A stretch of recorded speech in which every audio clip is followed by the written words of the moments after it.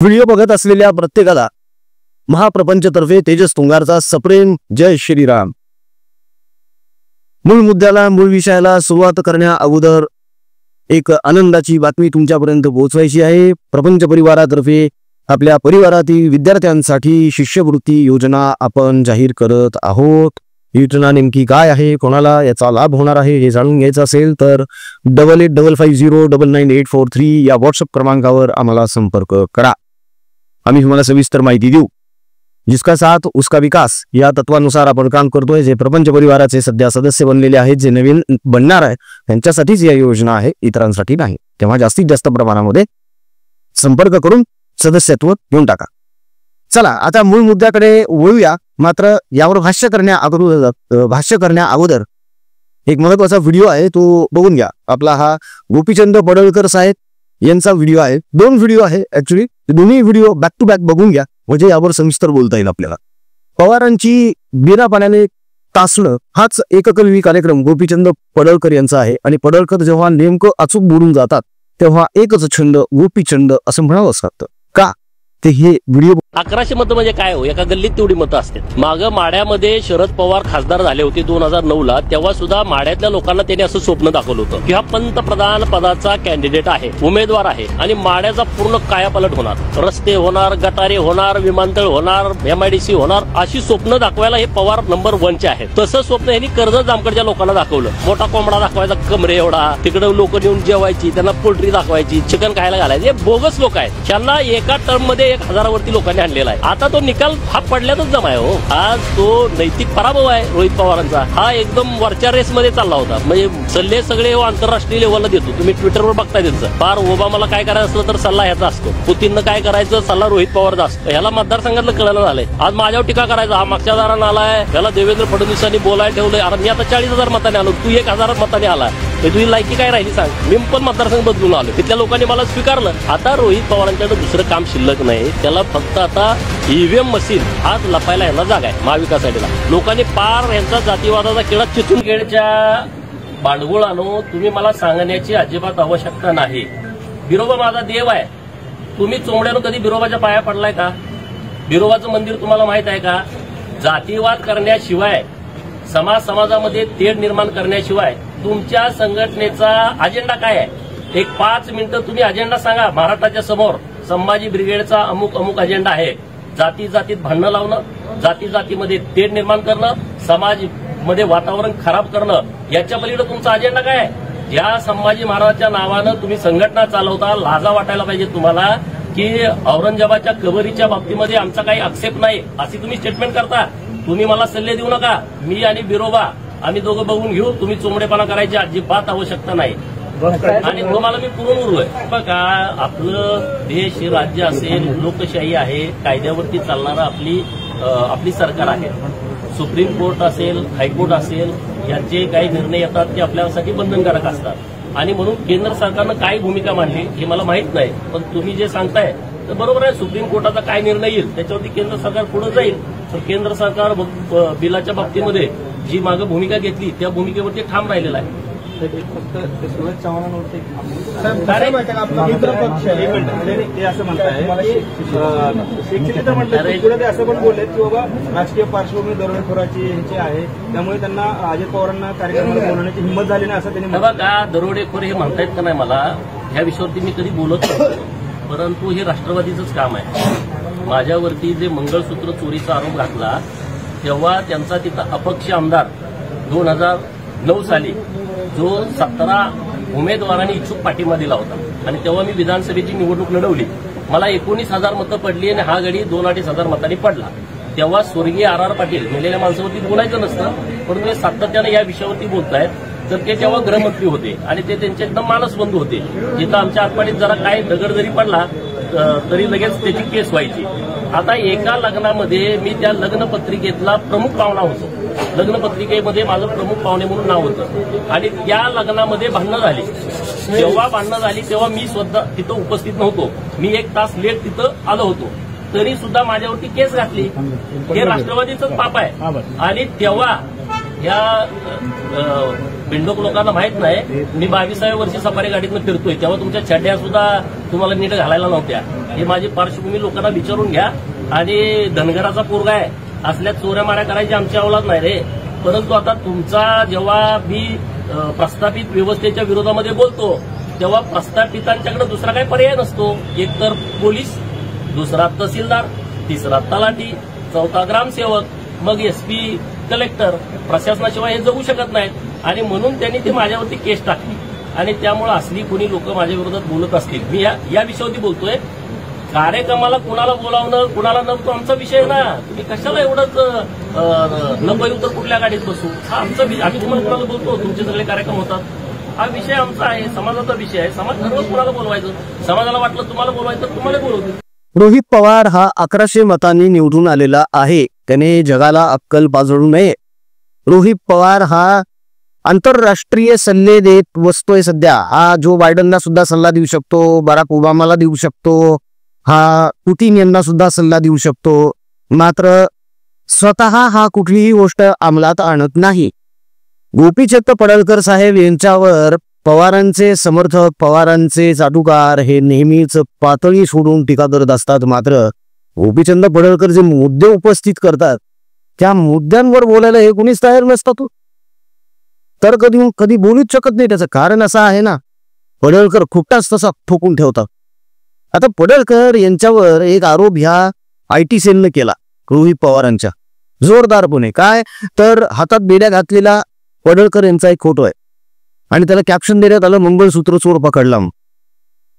या फोटोच्या मागचं नेमकं सत्य काय आहे हे सुद्धा पडळकरांनी सांगितलं ना. अहो एका लग्नामध्ये पडळकर गेले रे. पडळकर जाण्या अगोदरच त्या लग्नामध्ये तिथे वधूपक्ष वरपक्ष यांच्यामध्ये काहीतरी बाचाबाची झाली आणि लाठाकाठ्यांनी मारहाण झाली. तासाभराने पडळकर तिथे पोहोचल्यानंतर मग पोलिसांचा ताफा आला. तेव्हा राज्यात सरकार यांचं होतं, RR पाटील गृहमंत्री. पोलिसांना आदेश कोणी दिले असावेत अटक करायचे? यांनीच. RR पाटील हे उत्कृष्ट व्यक्तिमत्व, व्यक्ती म्हणून RR पाटील यांचा आदरच आहे. RR पाटलांनी त्यांच्या कार्यकाळामध्ये अनेक चांगले निर्णय देखील घेतले ना. गुटखा बंदी केलेली होती, डान्स बार बंदी केलेली होती RR पाटलांनी. चांगले निर्णय होते, कौतुक आहे. पण दुःखानं आणि खेदकारकपणे असंही म्हणावं लागतं की RR पाटील जेव्हा गृहमंत्री होते या राज्याचे, तेव्हा या राज्यामध्ये जेवढे बॉम्बब्लास्ट झाले ना तेवढे कोणाच्याच कार्यकाळात झालेले नाही आहेत. अर्थात हे बॉम्बब्लास्ट कसे झाले, कोण कोण ह्यामध्ये सहभागी होतं, यांचे तार, यांच्या कनेक्शन्स शरद पवार गटातील आमदारांसोबत कशा आहे हे आता सुद्धा उघड होत आहे ना.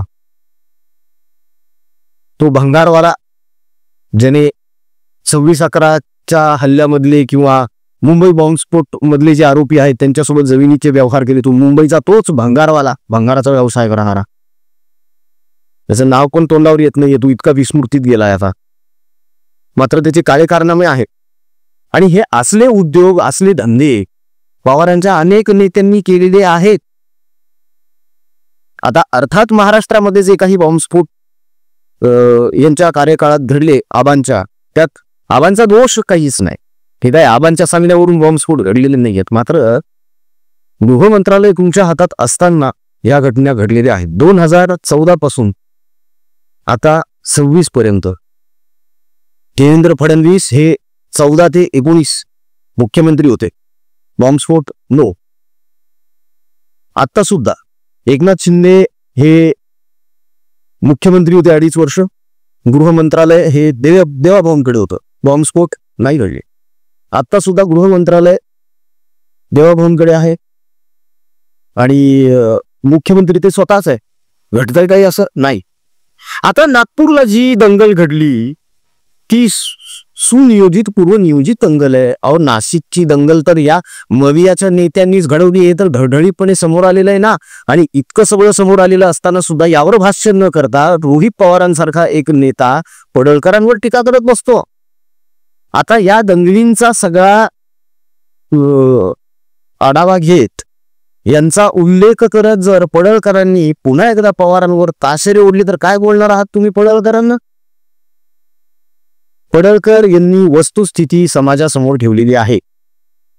शरद पवार, रोहित पवार, सुप्रिया सुळे नेमके कसे आहेत हे जर जाणून घ्यायचं असेल तर पडळकर यांचे व्हिडिओ सातत्यानं बघणं गरजेचं आहे. तरच कळतं की काय कांड करून ठेवलेले आहेत या लोकांनी आणि हे काय मानसिकतेचे लोक आहेत.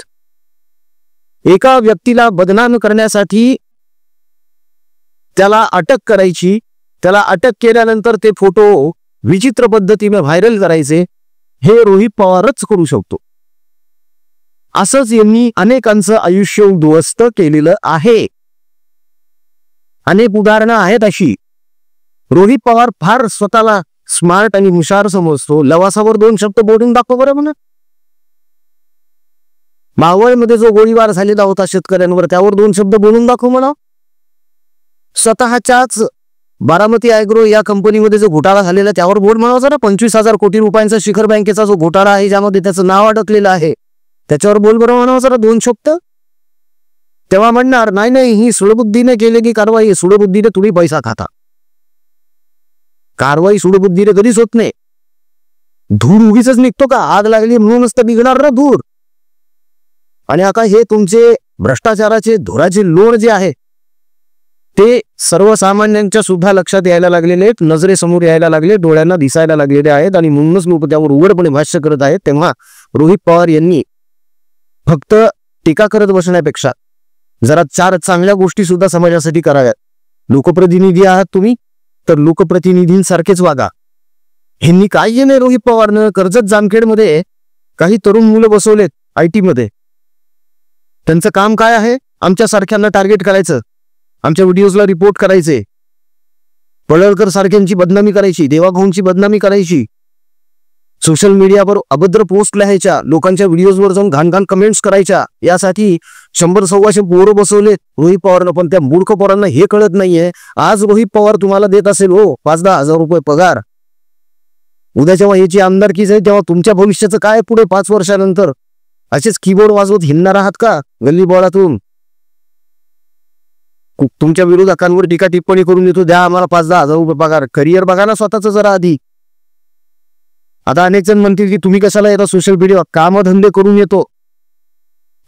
सगळे काम करत असतो दिवसभराचे आणि मग येत असतो आम्ही.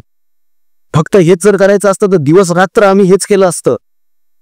आम्ही आमचे सगळे व्याप सांभाळतो, बाहेरची सगळी कामं करतो, अर्थार्जनाची पण कामं करतो बाहेर आम्ही, आणि मग याकडे सुद्धा तितक्याच गांभीर्याने लक्ष देतो, कारण हे सुद्धा तितकंच महत्वाचं आहे. असो, हरकत नाही. पडळकरांनी जे पवारांबद्दल वक्तव्य केलेलं आहे ते 100% सत्य आहे असं आमचं तरी मत आहे. या बाबतीमध्ये तुमचं काय मत आहे ते तुम्ही कमेंटमध्ये नक्कीच कळवू शकता मित्रांनो. आमचा कमेंट बॉक्स उघडा. म्हणजे संजय राऊत म्हणतात ना, मैं खुल्ला आदमी हूं, नंगा आदमी हूं, तसं आमचं अजिबातच नाहीये.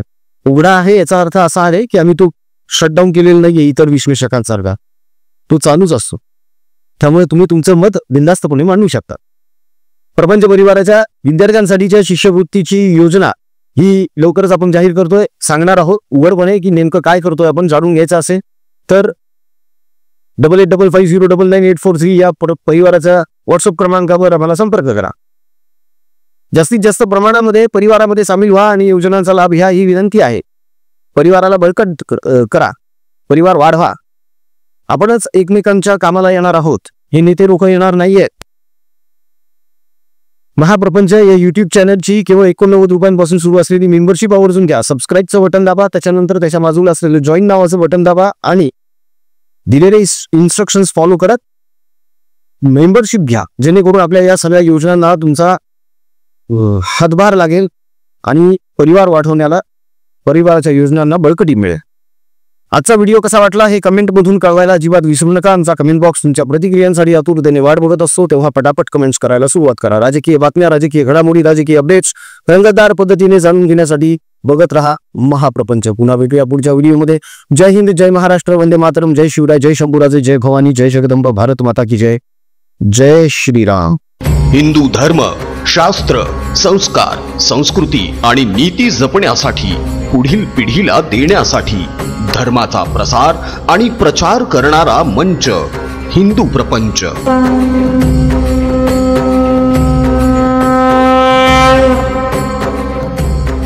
हिंदू प्रपंच आज सादर करत आहेत तमाम हिंदूंचे आराध्य दैवत